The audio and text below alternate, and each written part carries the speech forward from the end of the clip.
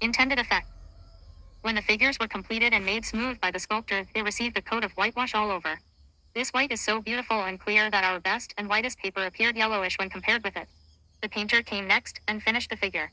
It would seem as if they were unacquainted with any color to imitate the naked parts, since red is adopted as a standing color for all that meant flesh.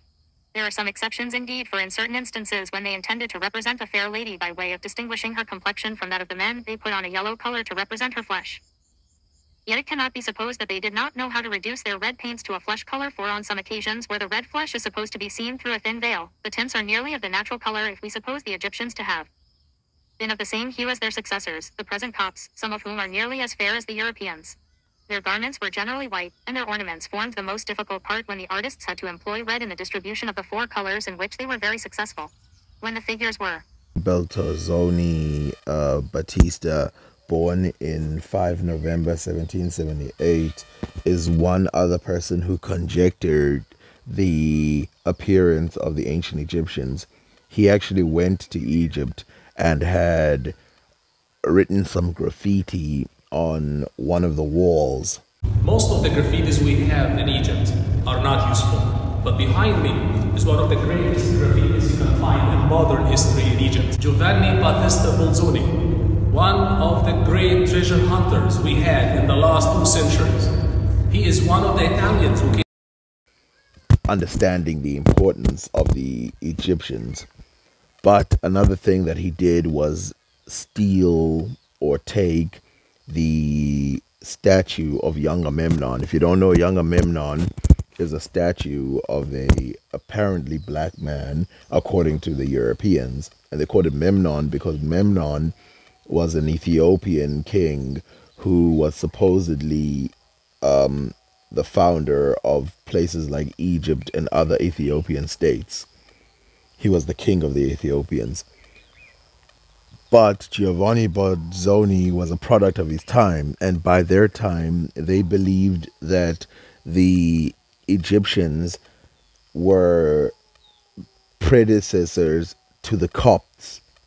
And of course, the Copts looked very different, but they had to explain it this way. And you will see in this sentence that he will assert that because the women are yellow, it must be that the ancient Egyptians were white because of this connection.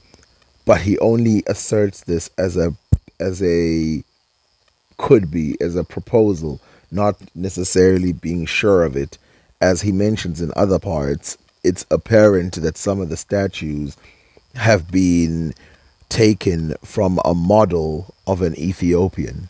And has 3 square pillars on each side, in a line from the door to the entrance into the cella. In front of each of these pillars stands a colossal figure about 18 feet high, elevated 4 feet above the ground.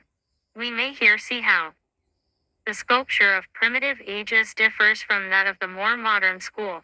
The figure of these colossi indicates that the artist meant to represent men, but this is all. Their legs are mere shapeless columns, and their bodies out of all proportion. Their faces are as bad as the artist could make them from the model of an Ethiopian.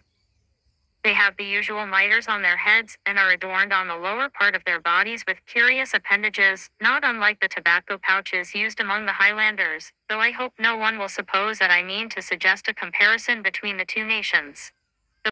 So in this instance, he's comparing the older statues to the newer statues, and I'll show you in the previous page. He sees a statue of Hermes erected by the Greeks, and he compares it to this Ethiopian-like statue. Though it had been badly done, he notices that the older figures seem to have Ethiopian features, and that newer features seem to have that of the Copts. But he cannot strip himself away from the concept of his day that the Copts could be the new Egyptians. And he does state that the Copts in some cases look as white as the Europeans, but he doesn't put it together to think that the Copts were fused with Europeans, thus making them more European than native to Egypt. And yes, this is about all he says about the races of the ancient Egyptians. He gives very detailed descriptions about everything else from temples and buildings and other stuff like that. But this is about the amount of information. There is other things that he says, but they're so vague and they span pages, so I will not put them in. I've heard from other people that Giovanni thought that the Sphinx looked like an Ethiopian, but I didn't see it in this book and I read the whole thing. So I will dismiss that fact as just an opinion by other people. Like I said, he only asserts the Coptic idea, the theory, once, and he asserts the Ethiopian idea once.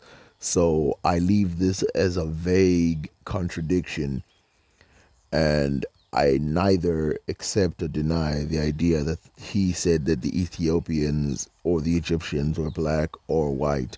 But I will say that it's interesting that there is this vagueness again. By the way, Giovanni Belzoni is Italian, like I said earlier.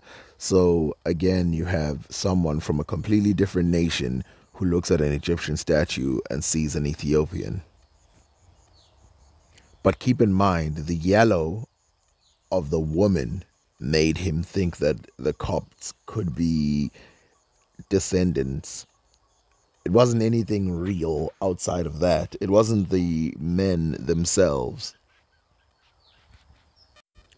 Oh, as a final point, some people assert that the statue he was looking at was Ramses II, which, by the way, is the same statue of young Memnon. So it seems like he agrees that Ramses II looks like a African, Ethiopian African.